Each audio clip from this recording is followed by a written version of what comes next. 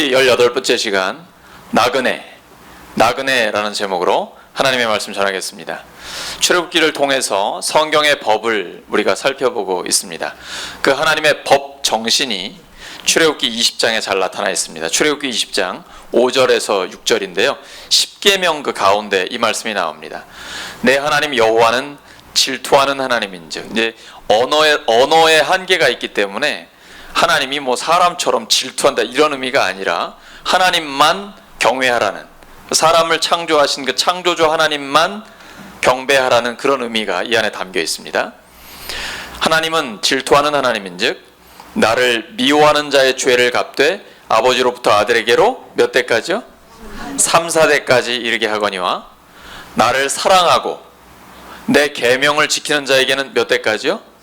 1000대까지 은혜를 베푸느니라. 하나님을 미워하면 그 죄값을 3, 4대, 그리고 하나님을 사랑하고 하나님의 말씀을 지키면 1000대. 비교가 안 되죠. 무슨 의미인지 아시겠죠?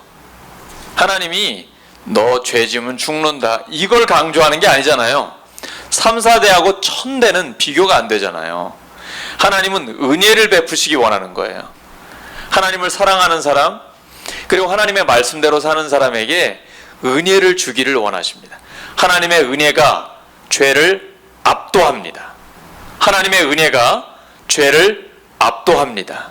사람은 하나님의 형상대로 지음받았잖아요. 그래서 사람이 하나님께 붙어 있을 때, 하나님의 품 안에 있을 때 가장 평안하고 자연스럽습니다. 문제는 하나님을 떠나는 데 있습니다. 처음 사람 아담과 하와가 그랬죠. 자기가 하나님이 되고 싶어서 자기 마음대로, 자기 욕심대로, 자기 생각대로 살고 싶다 보니까 교만해져서 하나님을 떠나버렸습니다. 그때부터 평안함은 깨져요.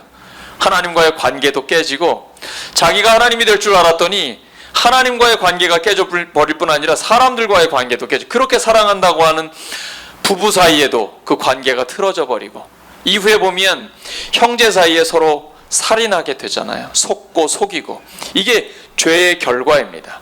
근데 간단해요. 이 죄의 문제를 해결하려면 다시 누구에게 돌아가면 될까요? 하나님께 돌아가면 됩니다. 원래 자리로 가면 됩니다. 하나님의 형상대로 지음받은 대로 하나님께 돌아가면 문제는 깨끗하게 해결됩니다. 사람들이 문제가 많고, 국가 간에, 그리고 어떤 집단 간에, 개인 간에 문제가 있는데 그 문제의 원인은 죄에 있어요. 하나님을 떠났기 때문이거든요. 해결 방법은 간단합니다. 하나님께 돌아가기만 하면 됩니다. 그래서 하나님의 뜻대로 살고 하나님을 하나님으로 인정하고 내가 하나님의 자녀로서 하나님이 원하시는 대로 살아가면 모든 문제는 해결되게 되어 있습니다. 다시 한번 말씀드립니다.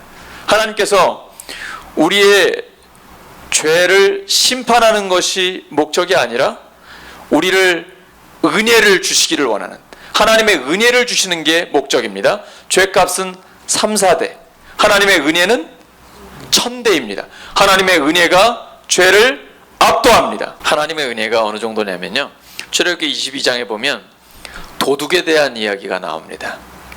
도둑이 주로 밤에 들어옵니까? 낮에 들어옵니까?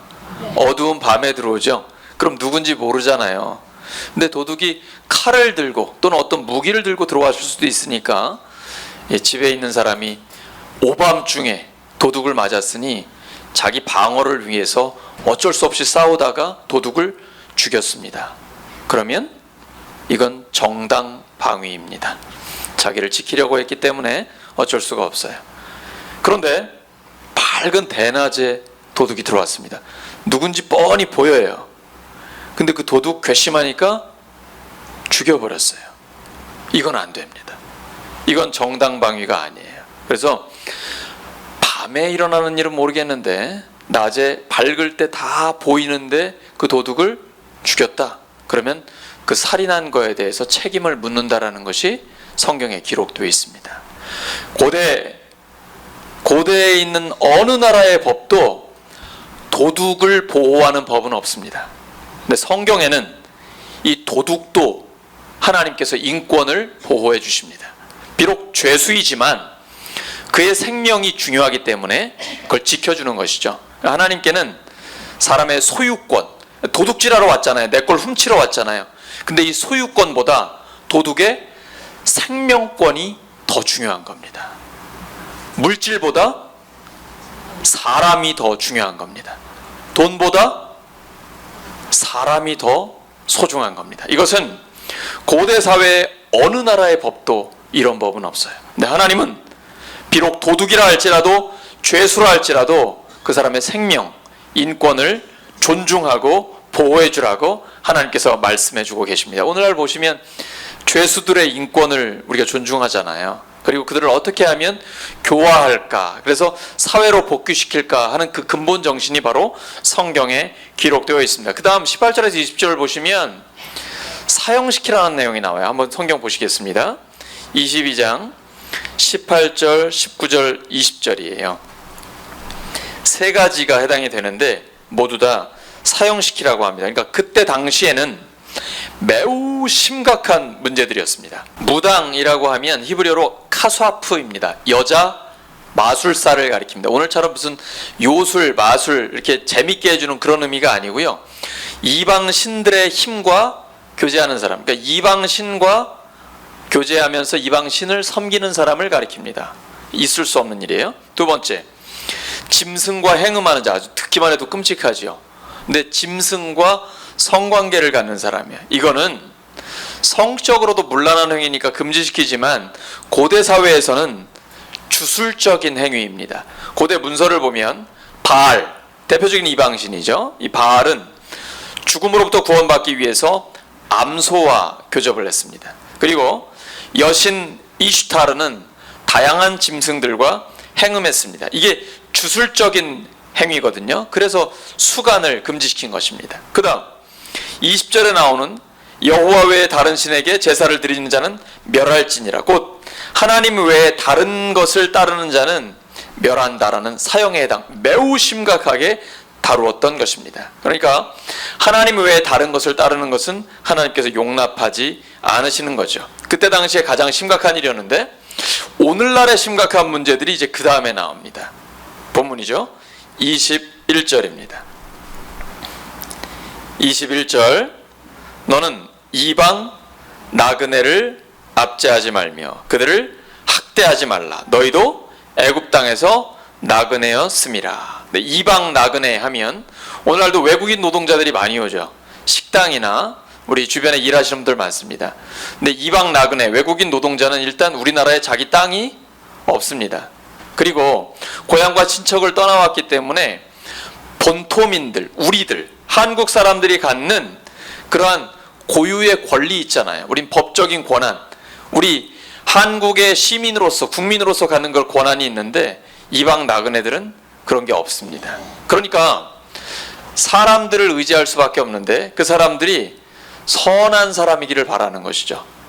손님, 이방 나그네들을 학대하거나 무시하지 않고 이렇게 좋게 대하는 사람들, 이런 사람들을 의지할 수밖에 없는 것입니다. 늘 불안해요. 그러니까 이런 불안한 이방 나그네들, 외국인 노동자들을 이용하고 착취하는 사람들이 있습니다. 이 사람들은 외국인 노동자로서 우리나라에 머무는 게 불법 체류자가 되기가 쉬우니까 그걸 악용하는 거죠. 그래서 때로는 폭력을 행사하기도 하고 돈을 안 주기도 하고 심한 경우에는 성적 착취까지 합니다.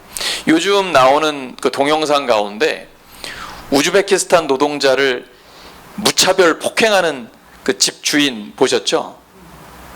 밭에서 일을 하는데 장갑을 달라고 한 거예요. 근데 그거를 무시하고선 아주 심하게 때리는 장면이 텔레비전과 언론에 공개가 됐습니다. 이러한 문제들이 오늘날 매우 심각한 부분인 것이죠. 우리 주변에 보시면 탈북자들도 있고 또 조선족들도 많이 있습니다. 근데 이들을 인격적으로 존중하라라는 것입니다. 외국인 노동자들 무시하지 말라는 것입니다. 우리나라 말을 못한다고 해서 타국에 와 있기 때문에 그 권리를 보장받지 못한다고 해서 그들을 인격적으로 무시하지 말고 존중하라라는 것이 오늘 본문의 내용입니다. 21절 다시 한번 보겠습니다. 21절 함께 읽습니다. 시작. 너는 이방 나그네를 압제하지 말며 그들을 학대하지 말라. 너희도 애굽 땅에서 나그네였습니다. 너희도 이집트에서 나그네였다, 노예였다라는 것을 기억하라는 것입니다. 우리식으로 하면 우리가 일제 식민지 시대에 얼마나 고통을 당했습니까? 인권이 유린됐고 그리고 강제징용으로 위안부로 끌려가서 우리의 젊은 처자들과 젊은이들이 그리고 10대의 아이들까지 심지어는 6살 난 아이도 노동의 현장으로 끌려가가지고 무참히 짓밟혔습니다. 그때를 기억해야 되는 것이죠. 그리고 한국전쟁 이후에 우리도 세계에서 가장 가난한 나라였지 않습니까? 독일로 광부와 간호사들이 가고 미국으로 중동으로 세계 각국으로 와서 어려운 가운데 돈 벌려고 나그네로 나갔었잖아요. 우리도 그걸 기억해야 되는데 지금 우리가 좀 살만하다고 해서 우리나라를 찾아온 외국인 노동자들 그리고 북한을 떠나온 탈북자, 세터민들, 조선족들 이런 사람들 무시하고 그들을 이용하고 착취한다 그러면 하나님 앞에 매우 부끄러운 죄를 짓는 것이죠. 하나님께서는 외국인 노동자들과 이 땅에 있는 이방인 나그네들을 인격적으로 존중하고 그를 섬기고 귀하게 사람으로서 인권을 존중해 주라라고 하나님께서 말씀하고 계십니다. 레위기 19장 33절 34절에 보시면 그러한 하나님의 마음이 담겨져 있습니다. 너희도 애굽 땅에서 거류민이 되었었느니라. 나는 너희의 하나님 여호와이니라. 거류민, 나그네, 외국인을 가리킵니다. 하나님께서 이 외국인들에 대해서 얼마나 특별한 관심을 갖고 계신지 표현되어 있습니다. 하나님의 마음을 닮아서 하나님의 백성은 이러한 외국인 노동자들, 또 나그네들, 사회적인 약자들을 돌보아야 하는 책임이 있습니다. 그 다음 보시면 과부와 고아에 대한 얘기가 나오는데 22절입니다. 너는 과부나 고아를 해롭게 하지 말라. 나그네, 과부, 고아, 사회적인 약자를 대표하는 사람들입니다. 하나님께서는 사회적인 약자들의 하나님이십니다. 특별히 고통받는 사람들을 사랑하시고 보호하십니다. 신명기 10장 18절입니다. 신명기 10장 18절 고아와 과부를 위하여 정의를 행하시며 나그네를 사랑하여 그에게 떡과 옷을 주시나니. 하나님께서는 특별히 고통받는 자들, 사회적인 약자들에게 관심을 갖고 그들을 보호하기를 원하십니다. 하나님의 자녀들은 이러한 하나님의 마음을 본받아서 어렵고 고통받는 이웃을 실제로 도와주어야 합니다. 우리 교회에 그런 소식이 들려오고 있습니다. 외산면에 어려운 교회가 있는데요. 그 교회에 도움이 필요합니다. 그래서 우리 교회가 돕기를 원하고 또 구체적으로 어떻게 도와야 되는지 그러한 방법을 찾으려고 합니다. 이것이 바로 하나님의 마음을 본받는 것입니다. 우리를 위해 죽으시고 부활하신, 자기를 희생하신 예수님의 정신을 구체적으로 실천하는 것이죠. 교회다운 교회의 모습입니다. 또 하나는 가난한 자들은 돈을 꿔야 되잖아요. 25절입니다. 25절 내가 만일 너와 함께한 내 백성 중에서 가난한 자에게 돈을 꾸어주면 너는 그에게 채권자 같이 하지 말며 이자를 받지 말 것이며. 근데 이때 당시에 이자는 엄청나게 높았어요. 비쌀 때는 50%까지 됩니다. 그러니까 100만 원 꾸면 이자로 50만 원을 갚아야 되는 거예요. 엄청난 거죠. 동족끼리 돈을 꾸어줄 때는 이자 받지 말라라고 말씀하십니다. 가난한 자를 가족처럼 대하라고 말씀하셔요. 가난한 자들은요, 옷도 많지 않잖아요. 단벌이에요. 딱 한 벌밖에 없습니다. 근데 중동에서, 이스라엘에서 이 옷을요, 단순한 옷이 아니라 밤에 추울 때는 그걸 덮고 자야 됩니다. 너무 가난하다 보니까 이 옷마저 저당 잡혔어요. 어떻게 해야 될까요? 26절과 27절입니다. 26절, 27절 시작. 내가 만일 이웃의 옷을 전당 잡거든 해가 지기 전에 그에게 돌려보내라. 그것이 유일한 옷이라. 그것이 그의 알몸을 가릴 옷인즉 그가 무엇을 입고 자겠느냐. 그가 내게 부르짖으면 내가 들으리니 나는 자비로운 자임이니라. 딱 한 벌밖에 없는데 이걸 저당 잡으면 그날 밤에 뭘 덮고 자는, 이건 단순히 덮고 자는 문제가 아니라 추운 중동 땅에서 생존의 위협을 당하는 일입니다. 반드시 돌려주라. 저당 잡았다가도 해가 지기 전에는 반드시 돌려줘야 된다. 생존권, 생명권이 소유권보다 훨씬 더 중요한 겁니다. 비교할 수 없이 중요한 겁니다. 내 돈 중요하지만 돈보다는 생명이 중요한 것이죠. 이것이 하나님의 법 정신입니다. 그리고 더 심각한 이야기가 나오는데 이거 읽으면서 여러분 충격적이지 않으셨습니까? 고아와 과부에 대한 이야기입니다. 그 위에 23절 보시기 바랍니다. 너희 자녀는 고아가 되리라. 과부, 고아 힘이 없습니다. 사회적으로 누가 보호해주지 않아요. 그러니까 무시하고 예를 들어 땅 같은 거 뺏어버리고 그리고 착취합니다. 그러면 그들이 얼마나 슬프고 가슴 아파서 하나님 앞에 부르짖겠어요? 하나님 저희 좀 도와주세요. 그러면 하나님이 반드시 들어주신다는 거예요. 어떻게 들어주신다고요? 그 사람을 사형에 처한다고요. 그러면 그 사람의 아내가 과부가 되고 그 자녀들이 고아가 되는 것이죠. 굉장히 심각한 문제잖아요. 이것이 구약의 법이에요. 물론 지금은 우리가 은혜 시대에 살고 있습니다. 만약에 우리가 잘못하는 대로 하나님께서 이 법대로 다 하신다 그러면 하나님 앞에 살아남을 자 아무도 없을 겁니다. 그러나 징계가 있을 수 있습니다. 고린도 교회가 하나님 뜻대로 살지 않았을 때 약해지는 자, 병든 자, 심지어 죽는 자까지도 발생했고요. 하나님 앞에 정직하지 않았던 아나니아와 삽비라 같은 경우에는 헌금을 드리다가 죽기도 했습니다. 오늘날의 시대에도 하나님께서 징계하실 수 있기 때문에 우리가 정신 바짝 차려야 합니다. 선줄로 생각하는 자 넘어질까 조심해야 됩니다. 두렵고 떨림으로 우리의 구원을 이루어야 합니다. 돈보다 사람이 더 귀합니다. 사회적인 약자들, 가난하고 어렵고 불쌍한 이웃들을 구체적으로 도와주는 것이 하나님의 뜻입니다. 31절 오늘 마지막 말씀입니다. 너희는 내게 어떤 사람이 되라고요? 거룩한 사람이 되라고요. 내가 거룩하니 너희도 거룩하라. 거룩하다는 건 구별되어 있다는 것입니다. 세상과는 구별되어 하나님께 쓰임받는 사람이 되는 것입니다. 하나님께서는 우리에게 거룩한 사람이 되라고 말씀하여 주십니다. 근데 참 어렵잖아요. 그러려면 내가 만난 하나님을 기억해야 합니다. 거룩한 사람 구별되어 하나님 앞에 쓰임받는다는 것은 굉장히 어렵습니다. 교회에서 거룩한 척 하는 것은 그렇게 어렵지는 않습니다. 근데 우리 가정에서, 일터에서, 우리의 삶의 자리에서 실제로 거룩하게 산다는 건 매우 어렵죠. 근데 거기에 진정한 힘이 있습니다. 교회에서 우리가 왜 예배를 드릴까요? 이 예배가 일상생활과 연결되기를 원하기 때문입니다. 오늘 대표기도에서 나온 것처럼 그 마음 그대로 살기를 소망하기 때문입니다. 하나님이 거룩한 사람이 되라라는 것은 교회에서만 그렇게 살라는 것이 아닙니다. 더 중요한 건 우리의 일상생활입니다. 가정과 일터, 우리의 삶의 자리에서 하나님 뜻대로 살라는 것입니다.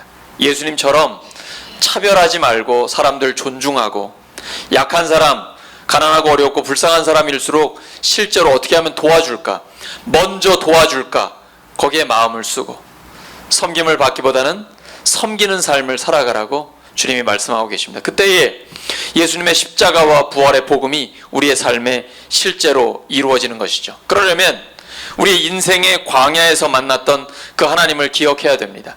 처음 사랑을 회복해야 됩니다. 따라하시오. 처음 사랑 회복하라. 처음 사랑 회복하라. 거기에 힘이 있습니다. 그러면 늘 하나님이 우리와 함께 하시고 하나님 앞에 거룩하고 구별된 사람으로 끝까지 쓰임받을 수 있을 줄로 믿습니다. 오늘 말씀 정리합니다. 우리 나라 전체가 지금 어려움에 처해 있습니다. 이럴 때일수록 우리는 역사를 기억하고 미래로 담대하게 나아가야 됩니다. 일본은 불법을 행했고 본인들이 인정하지 않지만 불법을 행했습니다. 일제 식민지 시대에 우리가 얼마나 극심한 고난을 당했습니까? 인권이 짓밟히고 위안부로 강제징용으로 고통당했습니다. 이걸 우리는 명확하게 기억해야 합니다. 그리고 한국전쟁 이후에 세계에서 가장 가난한 나라였던 우리가 세계 각지에 나가 나그네로서 돈을 벌어오며 이제 오늘날 우리가 세계의 경제 10대 강국이 되었습니다. 하나님께서 우리를 도우셨던 것 잊지 말아야 합니다. 그래서 우리 땅에 있는 외국인 노동자들, 나그네들, 가난하고 어려운 이웃들과 사회적 약자들을 보호하고 그들을 도와주는 것이 하나님의 뜻입니다. 우리가 나그네였던 것을 기억해서 우리 땅에 있는 나그네들을 보호하는 것, 이것이 하나님의 뜻입니다. 돈보다 사람이 귀합니다. 재물보다 인간의 생명이 소중한 것입니다. 우리가 세상과는 구별된 하나님의 사람으로 살기를 소망합니다. 오늘날 우리 사회는 돈이 없으면 경제적으로 약하면 무시하지 않습니까? 우습게 보지 않습니까? 이러한 악한 것 우리는 따르면 안 됩니다.